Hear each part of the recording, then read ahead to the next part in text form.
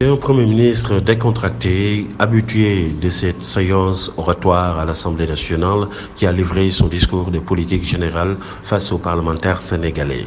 Mohamed Boun Abdallah Dionne, Premier ministre sénégalais, a terminé son discours par une invite à la mobilisation pour relever les défis de l'émergence. Et selon lui, il faut concevoir un Sénégal de tous et pour tous. Dira-t-il, plus que jamais, nous avons besoin d'une forte mobilisation nationale pour conforter cette bonne dynamique d'émergence tant voulue par le chef de l'État, Macky Sall. Nous y arriverons, dira-t-il, si nous passons à la vitesse supérieure, si nous franchissons un nouveau palier en mobilisant la jeunesse pour renforcer davantage ses capacités productives. Le long des frontières. Ce programme démarre en 2018. Dans la même dynamique, les effectifs des forces de défense et de sécurité seront renforcés en rapport avec nos impératifs de défense de l'intégrité et de la sécurisation du territoire national dans ses dimensions terrestres, maritimes et aériennes, avec le recrutement de 3800 élèves officiers et élèves gendarmes sur 3 ans, en plus des recrutements dans les forces armées et la police. En outre, compte tenu du caractère transnational des menaces, la coopération sous-régionale, régionale et internationale sera mieux développée pour une synergie des actions, notamment dans le domaine du renseignement, de la modernisation des systèmes de surveillance et de contrôle aux frontières. Concernant la protection civile, Monsieur le Président, il est prévu le relèvement des niveaux d'équipement des services des sapeurs-pompiers par la construction de 20 nouvelles casernes réparties dans 11 départements du pays pour rapprocher les moyens aux zones d'intervention. Des mesures de protection civile seront également prises. Au terme de ce discours de politique générale, certains parlementaires de l'opposition ont pris la parole pour fustiger ce slogan.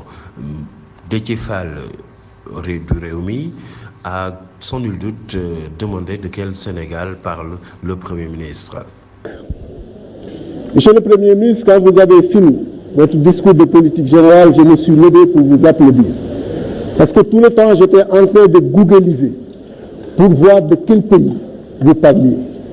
Ce n'est certainement pas du Sénégal, compris entre 12,5 et 16,5 degrés, latitude du nord, et entre 12 et 17 degrés, longitude ouest. Ce n'est pas de ce Sénégal-là. Monsieur le Premier ministre, Sénégal Bobo, la fa xew mooy en 2011, on avait un taux de chômage pour les plus de 15 ans de 10,4%.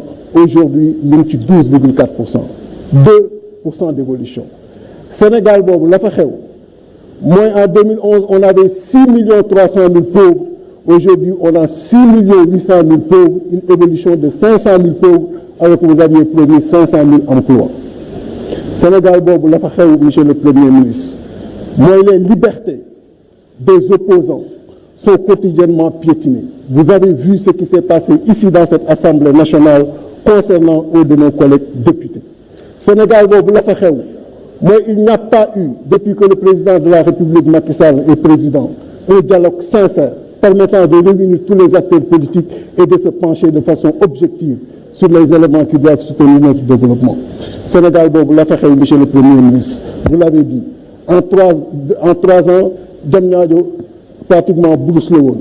Moi, vision président de la République qui Diamniadio Boblayan, et que toutes les villes qui sont donc en dehors de Diamniadio, c'est une promesse qui vient de c'est une verbe qui vient de faire, mais les pierres qui sont Merci. Je vous remercie. La parole est à notre collègue Abdoulaye Hadsek pour 2 minutes. Sous une autre forme, le député Ousmane Sonko, connu pour ses diatribes à l'encontre du gouvernement, a dit tout le contraire du contenu de ce discours du Premier ministre. La situation du Sénégal aujourd'hui, c'est une structure de l'économie précocement tertiarisée, ce qui avait été diagnostiqué dans le PSE, mais bizarrement, 64% des financements du PAP sont encore réservés à ce secteur tertiaire, artificiellement divisé en quaternaire et en tertiaire. Une absence de politique industrielle, conséquence de votre option pour un modèle de substitution des exportations qui n'a jamais développé un pays, puisque aujourd'hui vous n'exportez que des produits bruts, horticoles, phosphates, halieutiques, produits miniers, sans transformation, donc sans création de valeur ajoutée. Vous n'avez pas le courage politique, votre gouvernement, de toucher au vrai goulot, notamment la livraison précoce de nos filières à la compétition mondiale avec la signature des APE que le président Macky Sall défend, mais surtout cette monnaie qui nous tue, le franc CFA, et qui nous rend incompétitifs à l'export. Puisque vous êtes aligné sur la France, vous ne poserez jamais ces débats. Votre politique d'agrobusiness, puisqu'il se fonde sur la NASAN, la nouvelle alliance pour la sécurité alimentaire du G8, n'a comme objectif que la spoliation des terres des paysans. Votre politique infrastructurelle est inopportune, déséquilibrée et scandaleuse. Je n'en veux que pour preuve le TER, qui coûte plus de 1200 milliards, et je peux le prouver, au lieu des 568 milliards que vous avez annoncés. Tout ça sur fond d'un endettement chronique. La dette croît de 23,5% sur 2018, là où les recettes fiscales ne croissent que de 10%. Surtout dans un environnement de gouvernance sombre et vicieuse. Il n'y a jamais eu autant de scandales dans ce pays. Et j'ai sursauté quand je vous ai entendu parler de pétrole, parce que votre gouvernement a livré notre pétrole à cet aventurier de Frank Timis, à l'autre Ovidiu Tender, qui les ont vendus à coups de milliards sur le marché international, sans que le Sénégal n'en tire absolument rien. Donc, parler de Cos-Pétrogaz, c'est de la cosmétique.